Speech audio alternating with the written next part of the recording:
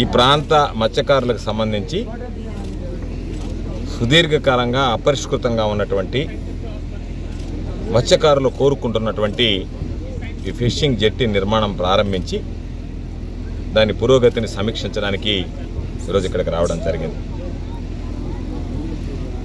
అయితే కృష్ణపట్నం పోర్టు ఏర్పడినప్పటి నుంచి గతంలో దాన్ని మేము ఫిషింగ్ హార్బర్ కింద వాడుకుంటున్నాం.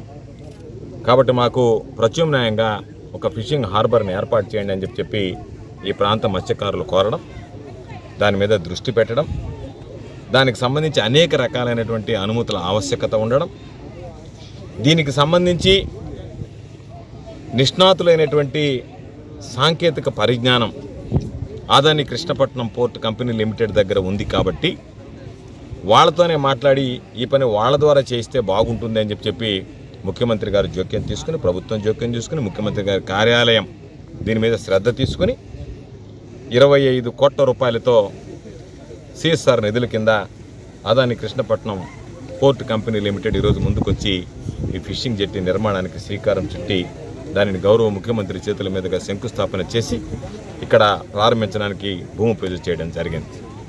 సిఇఓ గారు, వేణుగోపాల్ గారు, అందరూ ప్రధానమైనటువంటి ఇంజనీర్లు అందరూ కలిసి ప్రారంభించాం. ఈరోజు అది దాదాపుగా 70% పూర్తయింది. ఈరోజు అధికారులు, ఇంజనీరింగ్ అధికారులు చెప్పేటువంటి లెక్కల ప్రకారం ఏప్రిల్ 15వ తేదీ కల్లా దాదాపుగా పూర్తి కాబోతుంది అని చెప్పడం జరిగింది.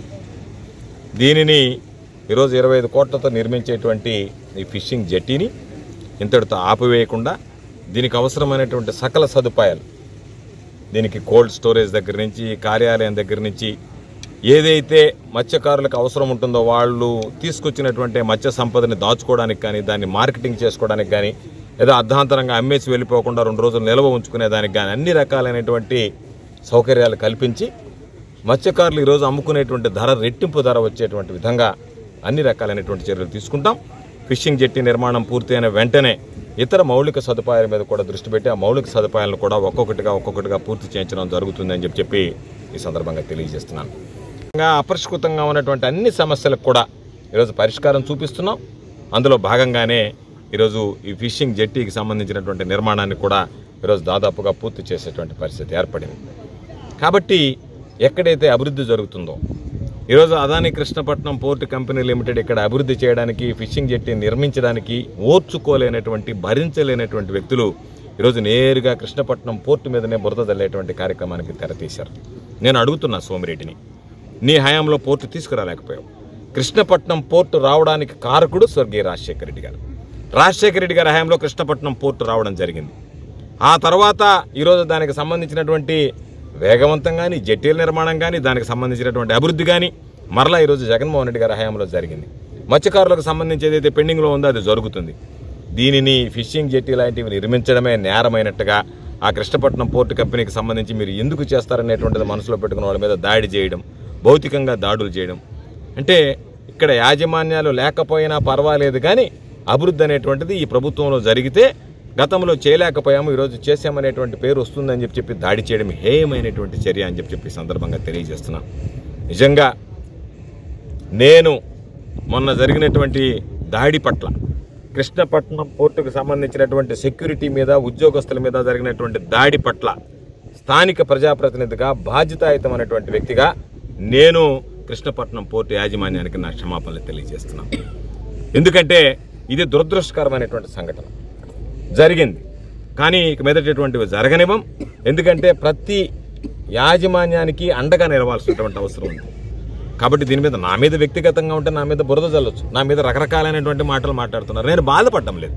కానీ ఒక వ్యవస్థ మీద 10 మందికి అండగా నిలిచేటువంటి దాని మీద, ఈ సమాజం కోసం 10 మందికి ఉపాధి అవకాశాలు కల్పించేటువంటి ఒక సంస్థ మీద నీళ్ళు నీడలు కమ్ముకునేటట్టుగా దుష్ప్రచారం చేయడం, మనమే వాళ్ళకి సంబంధించినటువంటి దాంట్లో అవి మూతపడేటువంటి విధంగా మనం ప్రవర్తిస్తే మనల్ని భావితరాలు క్షమించమనేటువంటిది గుర్తుంచుకోవాల్సినటువంటి సందర్భం. కాబట్టి తప్పనిసరిగా ఈరోజు అన్ని రకాలైనటువంటి కార్యక్రమాలు జరుగుతున్నాయి. ఇప్పటికే కంటైనర్ టెర్మినల్ గురించి పదే చెప్పినా కూడా లేదు, నేను వినను, నేను మొండిగా మాట్లాడతాను, మీ మీద నేను దాడి చేస్తాను. నేను ఏదో ఒక విధంగా మీ మీద కక్ష తీర్చుకుంటానని చెప్పి ఒక సంస్థ మీద అపప్రద వచ్చేటువంటి విధంగా ప్రవర్తించడం ప్రతినిధులుగా ప్రజా జీవితంలో ఉండేటువంటి ఏ వ్యక్తికి కూడా తగదు అని చెప్పి సందర్భంగా తెలియజేస్తున్నాం. ముఖ్యమంత్రిగా ఉంటాడు. ఈ ప్రాంతానికి సంబంధించినటువంటి ఏదైతే పరిశ్రమలు ఉన్నాయో ఆ యాజమాన్యాలకు అన్ని విధాలు అండగా నిలుస్తాం, ప్రోత్సహిస్తాం, విస్తరించేదానికి చర్యలు తీసుకుంటాం. వాళ్ళ ద్వారా ఇంకా అవసరమైతే సిఎస్ఆర్ నిధులు సేకరించి ఈ ప్రాంత ప్రజల అభివృద్ధి కోసం ఇతోధికంగా సేవలు అందించడానికి, సహాయ సహకారాలు అందించడానికి కృషి చేయడం జరుగుతుంది అని చెప్పి సందర్భంగా తెలియజేస్తున్నాం. అదేవిధంగా పాపం చంద్రమోహన్ రెడ్డికి టికెట్ రాలేదు. ఆయన టికెట్ రాకపోతే ఎవరి మీద బాధపడాలా?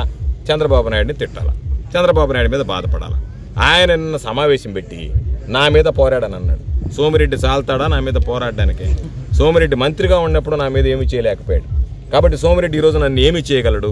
కాబట్టి నేను గోవర్ధన్ రెడ్డి మీద పోరాటా, ప్రజల కోసం బ్రతికా, పార్టీ కోసం బ్రతికా. నువ్వు బ్రతికిందే ప్రజలతో బ్రతికావు, ప్రజలను అడ్డు పెట్టుకుని బ్రతికావు, ప్రజలను దోచుకుని బ్రతికావు.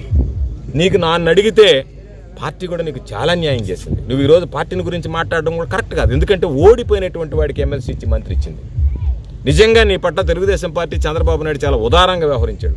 నువ్వు వాళ్ళని అనుకుంటే నీకు కళ్ళు కూడా ఉండవు, నీ కుటుంబానికి ఇబ్బందికరమైనటువంటి పరిస్థితులు వస్తాయి.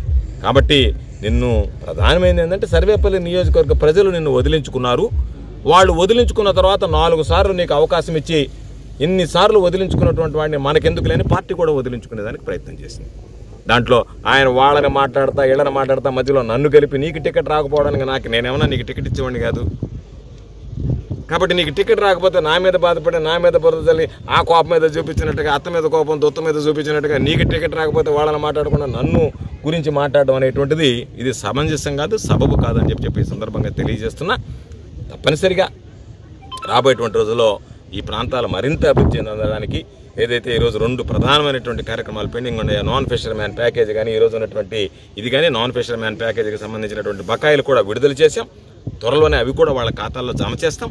కాబట్టి ఎక్కడ ఎటువంటి ఇబ్బందులు లేకుండా అన్ని వర్గాలకి అండగా నిలిచేటువంటి ప్రభుత్వం, అన్ని వర్గాలను ఆదరించేటువంటి ప్రభుత్వం అని చెప్పి సందర్భంగా తెలియజేస్తూ ఈ ప్రాంత మత్స్యకారుల మనోభావాలను గౌరవించి రాష్ట్ర ముఖ్యమంత్రి జగన్మోహన్ రెడ్డి గారు ఈ నిర్మాణానికి ఈరోజు ఆయన తోడ్పాటును అందించినందుకు ఆయనకి హృదయపూర్వకమైనటువంటి ధన్యవాదాలు తెలియజేస్తూ దీన్ని కట్టడానికి ముందుకొచ్చి సిఎస్ఆర్ నిధుల ద్వారా నిర్మించడానికి ముందుకొచ్చినటువంటి Adani Krishnapatnam port company limited యాజమాన్యానికి, CEO జీజే రావు గారికి, దీని నిర్మాణంలో ప్రధానమైనటువంటి పాత్ర, ప్రధానమైనటువంటి శ్రద్ధ తీసుకుంటున్నటువంటి నా మిత్రుడు వేణుగోపాల్ గారికి నా హృదయపూర్వకమైనటువంటి నా తరఫున, ఈ ప్రాంత మత్స్యకారుల తరఫున నా హృదయపూర్వకమైనటువంటి ధన్యవాదాలు తెలియజేస్తూ వీలైనంత త్వరగా పూర్తి చేసి ఇది ఈ ప్రాంత మత్స్యకార కుటుంబాలకి అంకితం చేయడం జరుగుతుంది ఈ ఫిషింగ్ జెట్ అని చెప్పి ఈ సందర్భంగా మనం చేస్తాం.